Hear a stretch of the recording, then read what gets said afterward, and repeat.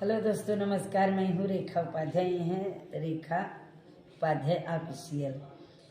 आज हम दोनों बहनें मिलकर एक बहुत प्यारा सोहर गीत सुनाने जा रहे हैं और सबको अच्छा लगेगा तो कमेंट में ज़रूर बताना और अपना प्यार दुलार आशीर्वाद सिस्टर को ज़्यादा से ज़्यादा देना, क्योंकि आपके प्यार के दुलार की आशीर्वाद की बहुत ज़रूरत है। इसीलिए हम दीदी के पास आए थे दूर से। दीदी आने का लाज रखना है। हाँ आने का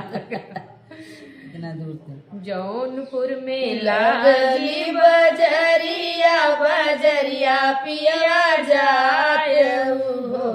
पिया पिया हम के लिया चुनरिया ननद के लुगरिया नु हो पिया हम के लिया चुनरिया ननद के लुगरिया नु हो जौनपुर में लागली बजरिया बजरिया पिया जाय हो पिया हम के लिया चुनरिया ननद के लुगरिया हो पिया हम के लिया चुनरिया ननद के लुगरिया इतनी बचन सुने पियावा तड़पी तड़पी बोले हो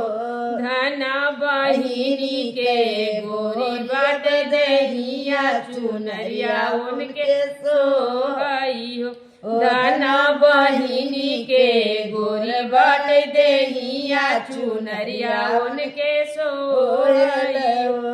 बनारस में लागी बजरिया बजरिया पिया जाय हो बनारस में लागी बजरिया बजरिया पिया जाय हो पिया हम के लिया पलंगिया ननद के खटिया पिया हम के लिया पलंगिया ननद के खटिया इतनी बचन सुने पियावा तड़पी तड़पी बोले हो धना बहिनी के लंबी बाट के सिया पलंगिया उनके सोहल हो धना बहिनी के लंबी बाट के सिया पलंगिया उनके सोहई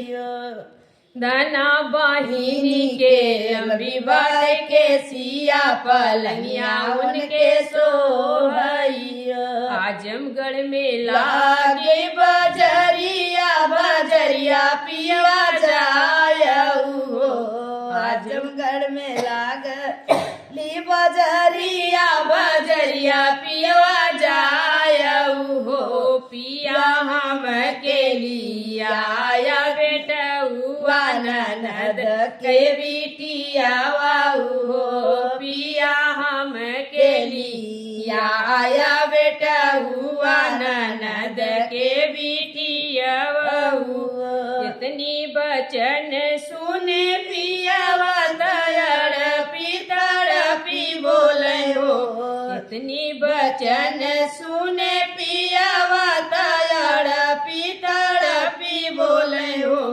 धना बहिनी के सुन बट गोदिया बेटुआ उनके सोहइयो